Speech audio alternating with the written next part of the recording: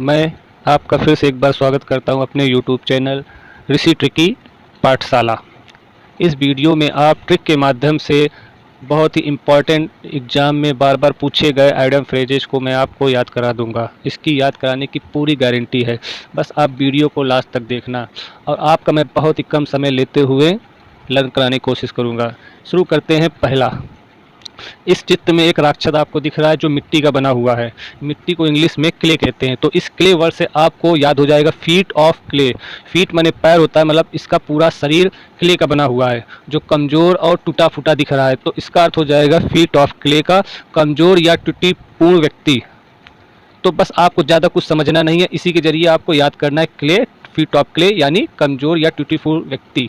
मैं इंग्लिश इसलिए नहीं लिख रहा हूँ क्योंकि एग्जाम में हर बार इसका कुछ ना अलग अर्थ रहता है, लेकिन आप कमज़ोर या ट्यूटीफुल व्यक्ति का अर्थ इंग्लिश में समझ सकते होंगे। क्या होगा, ऑप्शन के जरिए आपको पता चल जाएगा कौन सा सही है। अब ये दूसरा पिक्चर जिसमें लिखा है ड्रॉपिंग लाइक फ्लाइज, और एक कीड़ा जो मरा हुआ पड़ा दिख रहा है। इस कीड़े के जरिए मैं आपको बता सकता हूँ कि ये कीड़ा उड़ते वक्त गिर के मर गया है या कोई कारणवश मर गया हो। तो ड्रॉपिंग लाइक फ्लाइज, जो उड़ नहीं पाया, ड्रॉप होके गिर गया, तो इसका अर्थ हो जाएगा बड़ी मात्रा में मरना। कुछ ज़्यादा रिलेट नहीं करना है, बस एक थोड़ा सोचने की बात है। कीड़ा ऊपर से गिरा और मर गया, और ये पिक्चर आपके दिमाग में बनी रहेगी। अब पेज नंबर 2। तो आप जीरो हावर्स, तो समय होता है जीरो। जीरो शुरुआत, मतलब किसी काम की शुरुआत होने का पॉइंट। कभी भी कुछ स्टार्ट करते हैं वो जीरो से स्टार्ट होता है। तो इसको बहुत ही आसानी से याद होगा। इसी में एक और पार्ट, डेट बैक टू, किसी चीज़ की शुरुआत होने का समय। इसका भी अर्थ इसी से रिलेट है। जब किसी चीज़ की शुरुआत करते हैं तो डेट बैक टू कहा जाता है। तो ये आपके एग्जाम में डेट बैक टू आएगा और उसमें किसी चीज़ की शुरुआत होने का समय से रिलेटेड कोई भी सेंटेंस दिखेगा तो आपको आसानी से ऑप्शन पिक हो जाएगा। ये दूसरी पिक्चर डॉटेज करेज, मतलब होता है इसका मूर्खतापूर्ण बहादुर काम। मतलब एक ऐसा बहादुर काम जो मूर्खतापूर्ण हो, जिसमें आपको एक लड़की दिख रही है रस्सी पे चलने वाली, वो भी पहाड़ पे। अब रस्सी किसी रोड पे चलती तो ये समझदारी भरा, लेकिन मूर्खतापूर्ण काम कर रही है जान में जोखिम देकर। तो इसके लिए डॉटेज करेज आपको इस पिक्चर के माध्यम से याद हो जाएगा।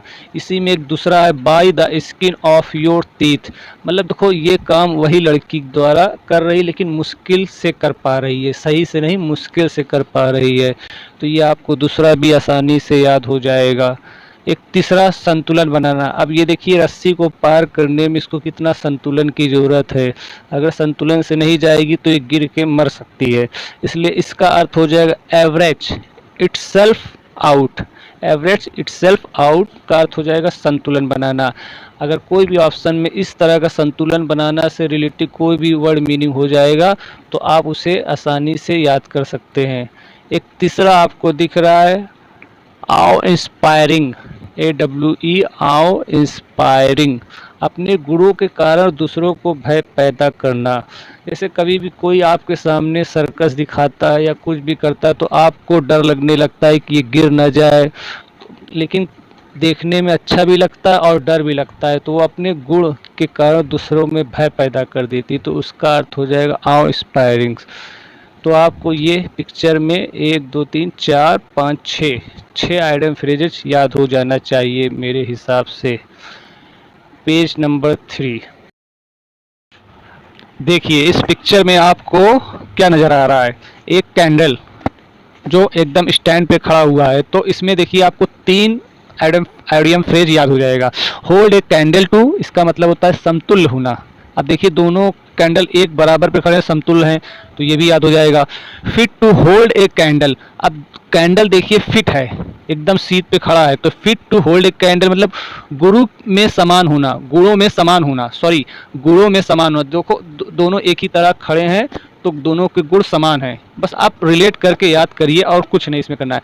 Not fit to hold a candle, अब जो कैंडल फिट नहीं दिख रहा है तो उसको आप कह सकते हैं इतना अच्छा ना होना। अब देखिए एक सीधा दिख रहा है, एक हल्का टेढ़ा दिख रहा है, तो इतना अच्छा नहीं दिख रहा है। Not fit to hold a candle, दोनों कैंडल फिट नहीं है। तो बस आपको एक ही जैसा देख के रिलेट करके ये अगर आपके एग्जाम में आ जाएगा तो आपको ज़रा सा भी सोचने का टाइम नहीं लगेगा और आराम से आप ऑप्शन चूज कर ले जाएंगे। होल्ड ए कैंडल टू मतलब समतुल्य होना, fit to hold a candle मतलब गुणों में समान होना, और नॉट लगा देंगे इसी में, not fit to hold a candle उतना अच्छा ना होना। अब ये दूसरा वाला थोड़ा कठिन है लेकिन आपको मैं याद कराने की कोशिश करूंगा।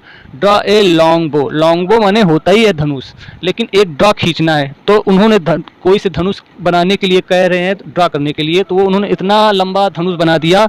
तो इसका अर्थ निकल के यही आता है कि बहुत ज़्यादा बढ़ा चढ़ा कर बताना या बहुत ज़्यादा बढ़ा चढ़ कर अपने बारे में प्रशंसा करना। ड्रॉप नेम एक दूसरा आइडम फ्रेज है।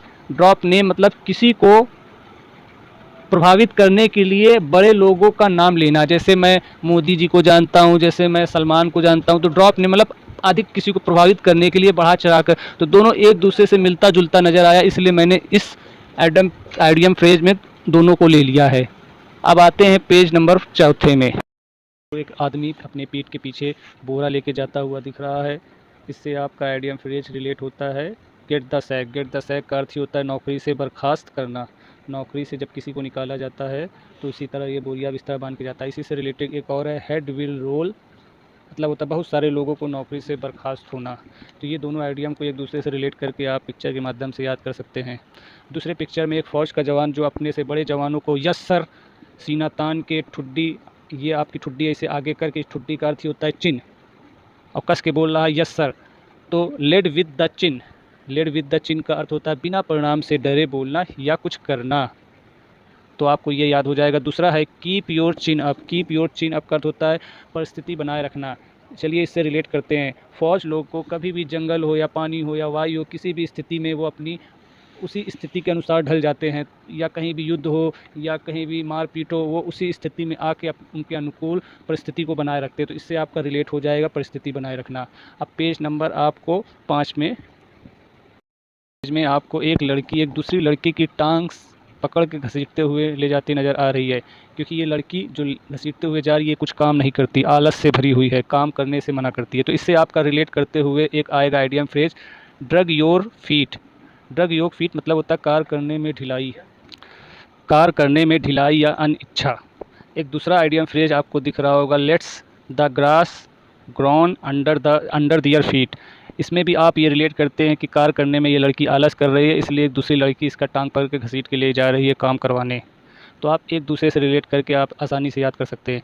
दूसरे पिक्चर में कई आइडियम फ्रेज है, मैंने जो एक दूसरे से रिलेट किया इसको आपको याद कराने की कोशिश कर रहा हूँ।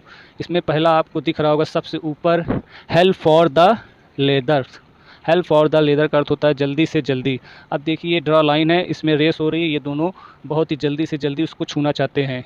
इससे आपको ये आप याद कर लेंगे हेल्प फॉर लेदर। दूसरा आपका हो जाएगा हैंड इन हैंड। अब दोनों साथ ही साथ हैंड इन हैंड साथ ही साथ एक ही बार में पहुंचते ही जा रहे हैं इस रस्सी के नज़दीक, इसलिए इसको इसी में रिलेट करके हैंड इन हैंड कर दिया हूं, जो आपको पिक्चर से याद हो जाएगा। एक तीसरा idiom phrase to show a clean pair of heel. इसका अर्थ होता है भाग जाना। अब दोनों भाग रहे हैं तो इससे आप याद कर सकते हैं so a clean pair of heels.